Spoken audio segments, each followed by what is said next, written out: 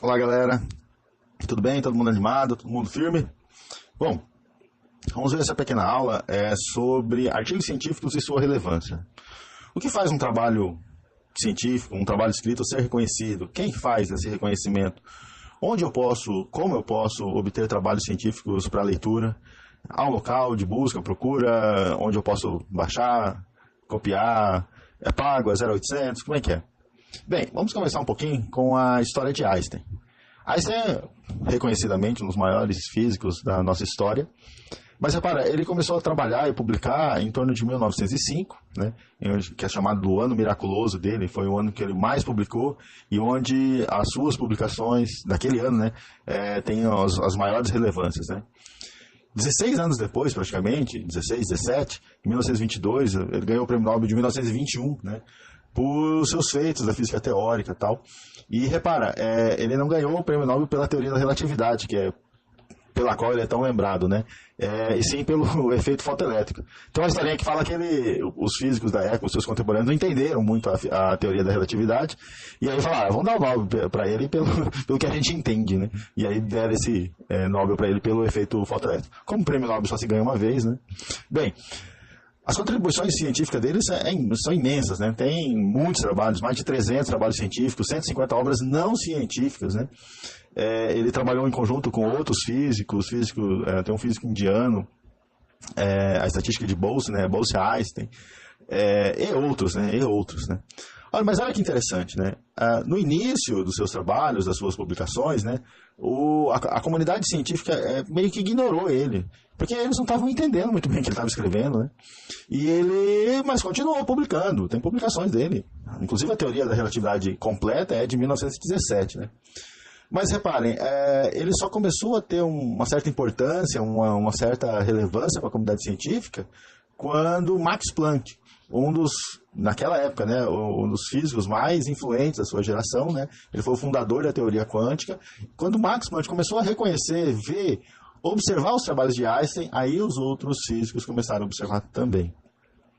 Então vamos lá. Imagine que você tem o seu trabalho científico, o seu artigo, certo? E você queira publicar ele. Em geral, você submete esse seu trabalho a uma revista, a um periódico, né? Revista Veja é um periódico. Tudo bem que não passa pelo rigor científico, né? Ela tem lá os seus editores, tem os seus avaliadores lá, mas não tem o rigor científico. Inclusive, de vez em quando eles publicam alguma coisinha lá que é questionável. Mas as revistas científicas têm os seus avaliadores, tem aquelas pessoas que trabalham na área que ela publica e fazem a avaliação dos seus trabalhos. Então, se o seu trabalho for submetido a uma revista, ele vai passar pelos avaliadores. E se for aprovado, né, ele vai ser publicado. Nós temos revistas que são muito conhecidas, né? A Nature, a Science, né? A gente tem na área da computação, né, que vocês estão no curso de Sistemas para a Internet, a RBCA, né, que tem lá alguns quales da CAPES. Bem, observe então que para dar credibilidade ao seu artigo é importante você publicar ele numa revista com credibilidade. Então, e quem dá essa credibilidade para as revistas, né? Bom, basicamente é a história da revista, é a história do seu periódico e quantas vezes ou por quem ela é citada, né? Porque lançar uma revista em 3 meses é possível, mas manter ela por anos já é muito difícil. Porque você tem que mostrar para os autores que publicar na sua revista é interessante, é importante. Então, tem que ter uma continuidade. Os autores têm que submeter artigos para a sua revista, se você deseja criar uma, né? E assim você vai publicando novos volumes. E isso é um pouco complicado, porque os autores querem publicar em boas revistas. Bem, diante disso, as revistas recebem uma coisa chamada fator de impacto. O fator de impacto iniciou a sua computação, a sua compilação em torno de 1972, certo? Tem vários fatores que influenciam, né? O tal do JCR, né?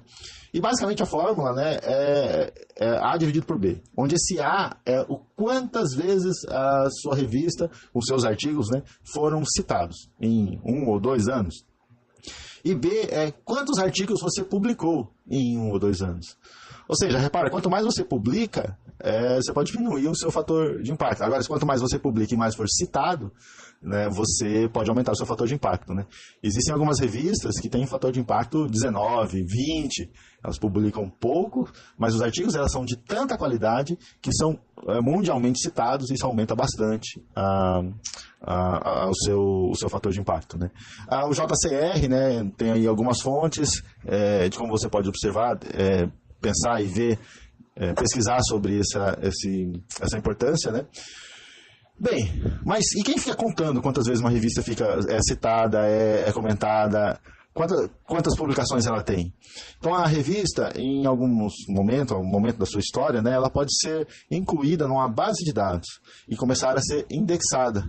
Então, quantas vezes um autor é citado? A base de dados é que vai contabilizar, né? Repara que a revista RBCA, ela está indexada por algumas bases de dados. Ela inclusive está lá no site dela, né? Então vamos lá, revendo tudo isso aí. Nós temos publicações, temos periódicos, nós temos bases de dados. Uma nova revista pode ter início da sua publicação a qualquer momento, né? Mas a continuidade dela depende de que outros autores e novos autores, né, tenham interesse de publicar nela. Esses artigos que são publicados em uma revista podem ser utilizados como referência bibliográfica para novos trabalhos científicos.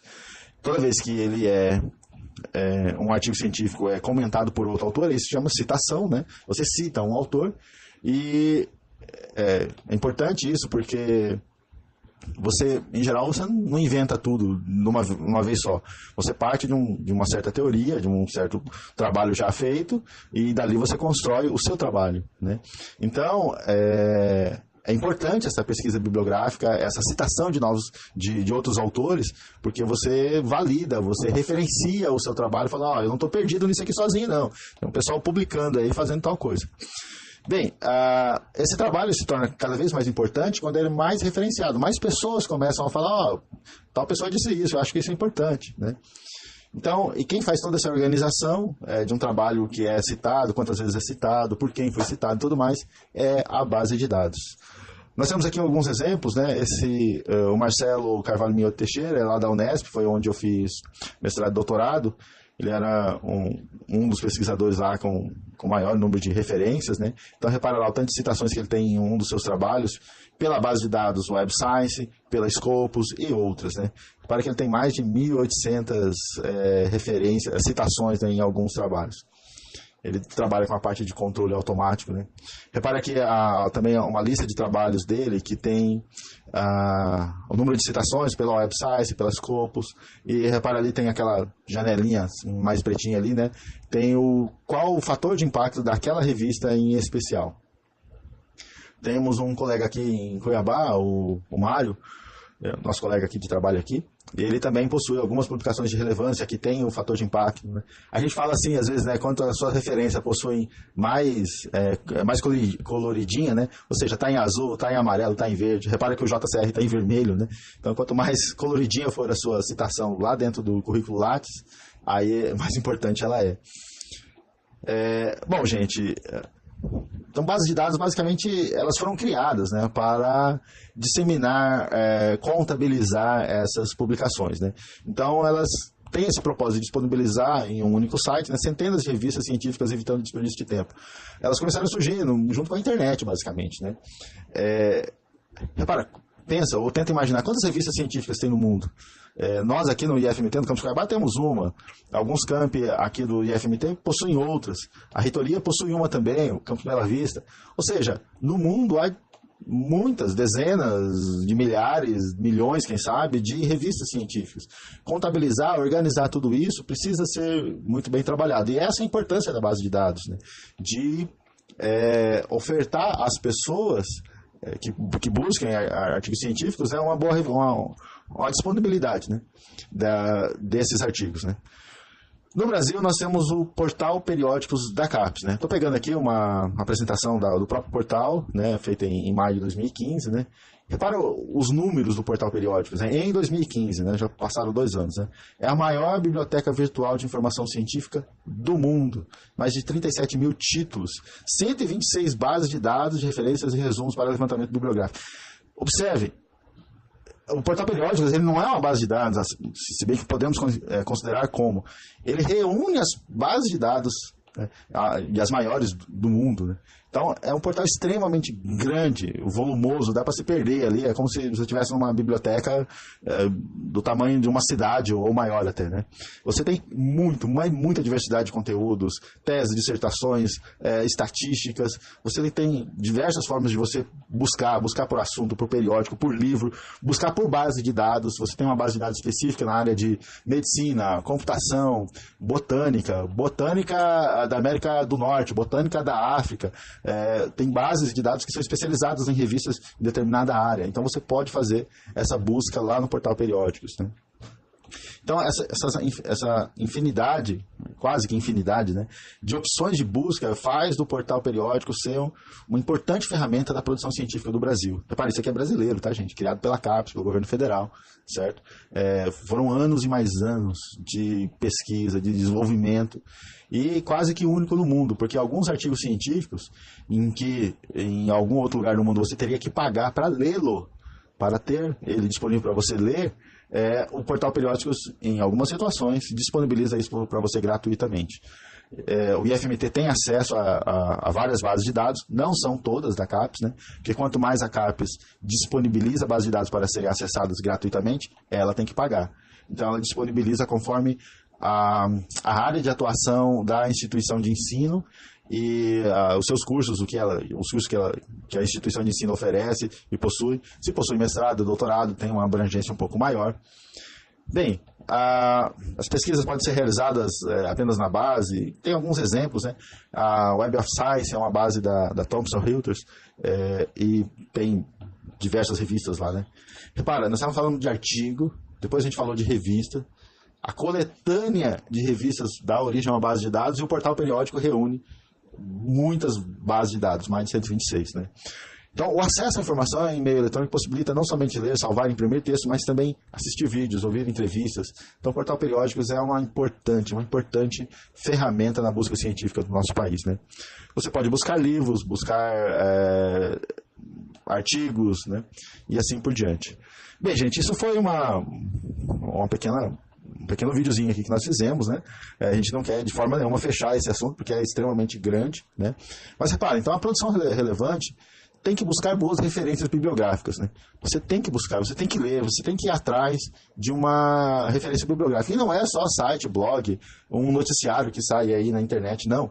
Você tem que buscar referências concretas, com base científica, que passou por avaliação, certo? Por isso que é isso que torna um artigo científico relevante. Ele passou por avaliação. Pessoas da área com um certo crivo científico olhou aquele artigo e falou, não, isso aqui tem relevância, né? Inclusive, os artigos passam por várias revisões em alguns momentos, né? Ler e estudar sobre o tema de pesquisa em artigos recentes e publicações relevantes. Com base nessa investigação e leitura de referências, estruturar e planejar sua pesquisa científica, né? Realizar essa pesquisa e escrever, quem sabe, um artigo científico. No nosso caso, no nosso curso, nós queremos escrever o nosso projeto de conclusão de curso, que vai gerar o nosso trabalho de conclusão de curso. Ok?